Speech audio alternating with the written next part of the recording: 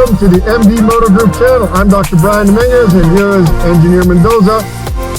We got a couple new bikes for the Yucatan, and we're going to go to do some little bit of practice skills and check out the DMV for their test. See how that's like, so check it out.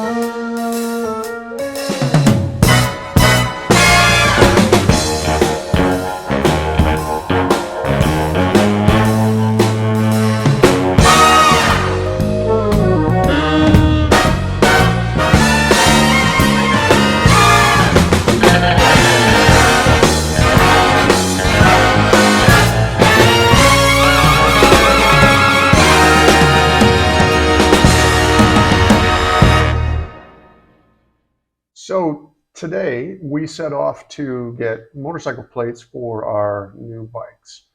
The reason for the new bikes has to do with the cost of customs for importing our old bikes from Canada.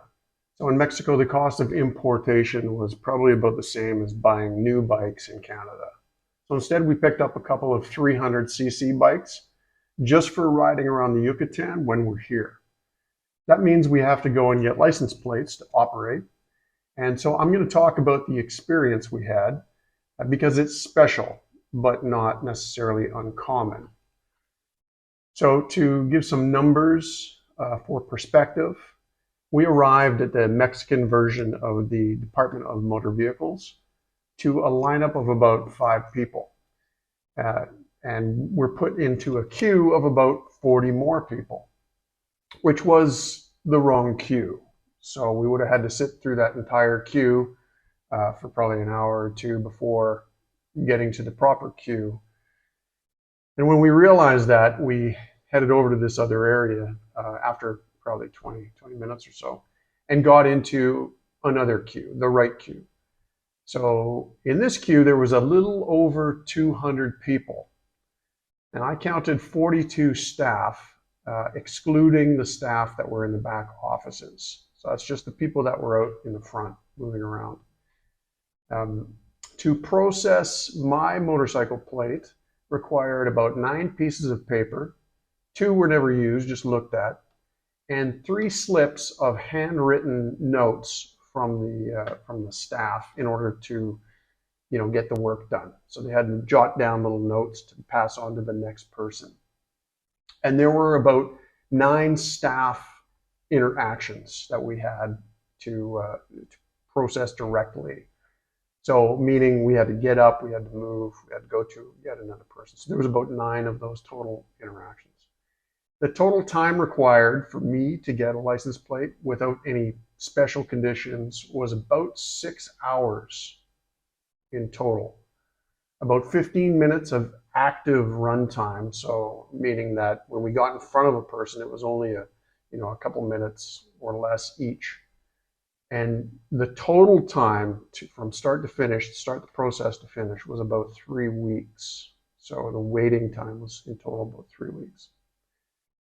So here are some ballpark ratios I was thinking about while I was getting older in this process.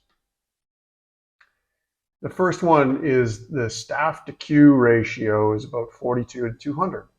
I could count 42 staff, and there was over 200 people. There was 200 seats that were full, and there were some other clients wandering around. So that's about 1 in every 5. 1 staff for every 5 clients. So the actual servers, so the people that you would actually talk to, not just the ones that were also around them, standing behind them and whatnot, was about 25.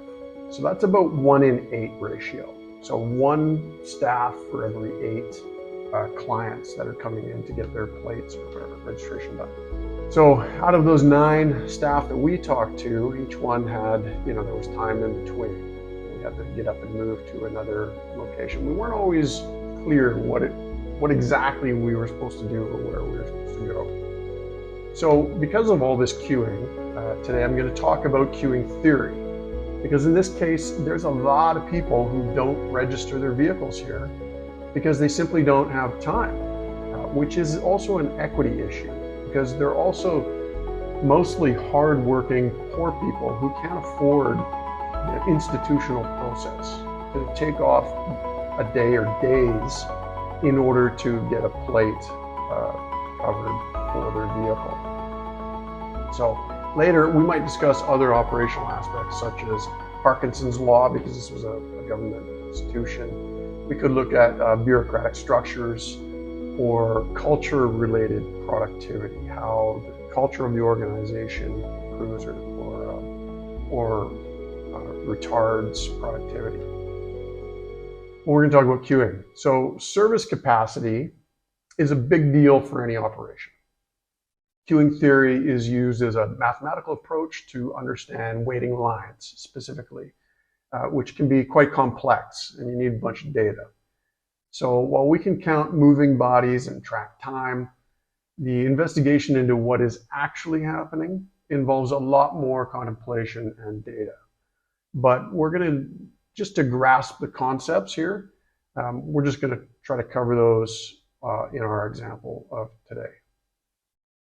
So it's important because mainly customers who wait they're not necessarily impatient. I'm not an impatient person, but customers do start to perceive, as I did, that a service has a low quality if the amount of time they're spending doesn't seem to fit the process employed, right? So when we're spending, 6 hours queuing and moving about versus a total of maybe 15 minutes of actual work, where we're in front of somebody actually filling out a document or signing something or inputting into a computer, you start to think that the process is really flawed. So now the trouble is going to start not in their process necessarily, but it could start because of the random arrival rate of customers like ourselves, because there may be enough capacity to add a lot of people there if the tack time was smooth or the rate of arrival was smooth. But it's not so much a high degree of, there's a high degree of variability is experienced by the system. So it could be, I don't know, I was there for a long time and it seemed fairly consistent, but the place was full. It could be that day everybody decided to come in. I don't know. So you have to do a time study. You have to do a count. You have to know how many people are coming and when they're coming. So there are 2 main costs that are going to make up the total cost of this process.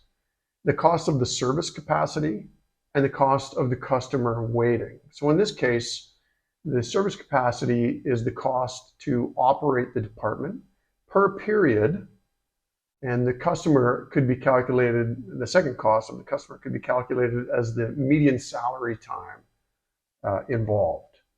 So you could do it as satisfaction, or the cost could be, what's the median salary times how many people are there times how much time they're spending, and that could give you an actual taxpayer cost of lost engagement in the economy. For example, additional costs could be incurred due to the failure to deliver the services, as I mentioned. Those who find the service inaccessible because of these delays and this slow process result in additional things like policing and litigation, insurance costs, right? Because they're out there, they're uninsured probably because they don't have a plate, and they don't have a plate, so the police have to pull them over and check their ID, and so there's all this time consumed in not going through a smooth process, and so those can be costs that could be potentially calculated, but you'd need more and more data. So to help keep clients happy, the manager of the department can target an optimal time for waiting or queuing. There's the other way that you can do that instead of a dollar cost. And they can keep the times consistent They could provide us with some distractions while they're there. They could keep us informed, like I mentioned. We weren't sure what the next step was, or if we were waiting in the right spot, or who we were supposed to go to. Or they could keep people moving slowly but consistently forward. That helps distract people.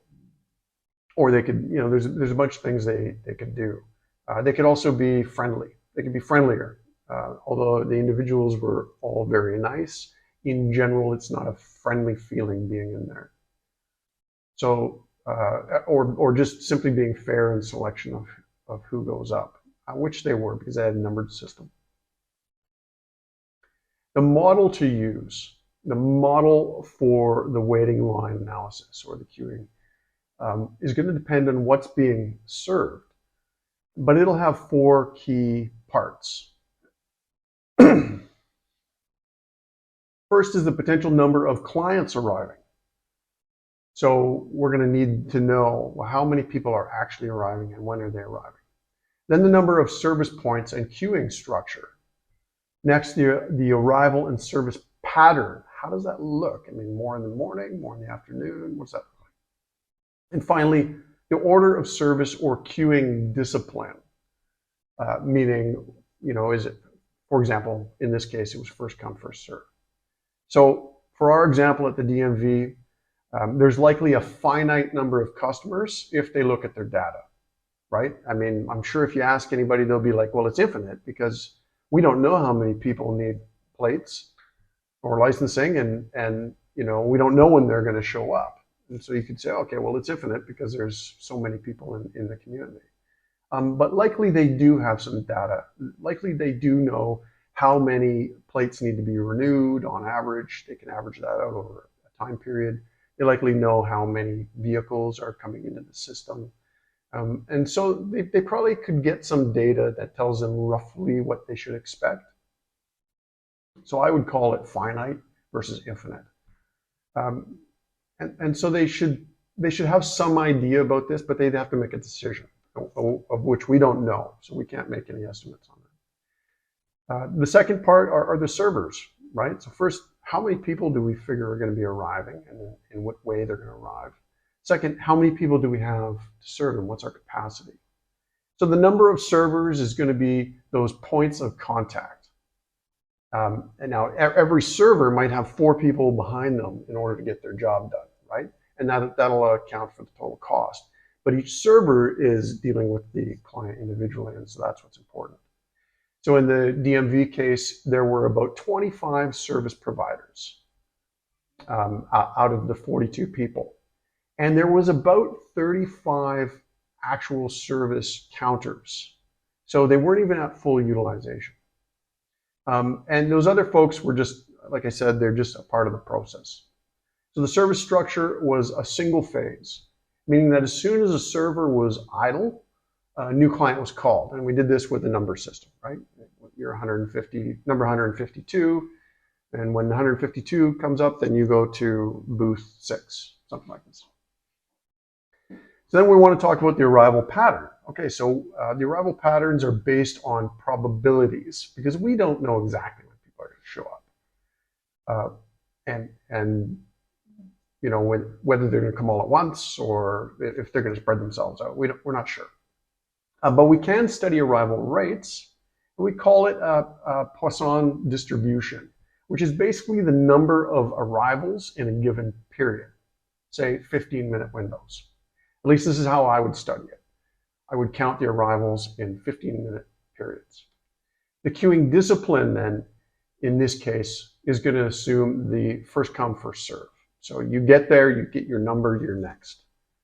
In our case, we had an appointment, but we were put in the queue anyways. Two different queues, in fact. So the appointment was, I don't know why they were giving appointments, because they don't honor the appointments. It's just basically you show up and then you get a number and you go into the queue. So knowing that, the investigation would need to collect data by doing counts and time studies. For example, what is the arrival rate of clients for every, as I said, 15 minutes of operating hours over a full week? So basically what you would do, because they have multiple people sitting at the door watching people walk through it, you would have someone count, okay, in this 15-minute bucket, I counted 5 people or 10 people go through the door.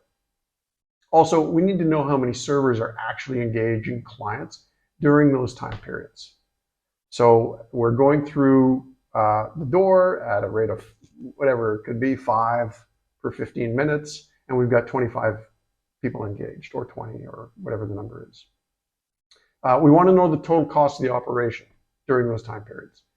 And we want to set a waiting time limit or determine the cost of the client waiting, leaving or not showing up at all, as I mentioned before. Once we know these things, we can start to understand how to improve the system and find the least amount of servers required to get the most amount of clients through the system. The individual server processes, the client requirements, arrival rates, etc., are all important investigations once you determine what your current state is. So you want to know what are your clients actually going through, and what is your system producing as a result. Once you get that information, you can start to dial in, well, do we have enough people? Are they doing the right things? Are our clients appropriately engaged? Are they waiting too long? Did they just get up and walk out? If we have a scheduling system, why aren't we using it? So there's so many things that can be done, but the first step is really understanding that process, collecting that data, and doing the maths for the analysis of what's actually happening. From there, you can do a lot of different things. So I hope you found that interesting. If so, hit the button for more, and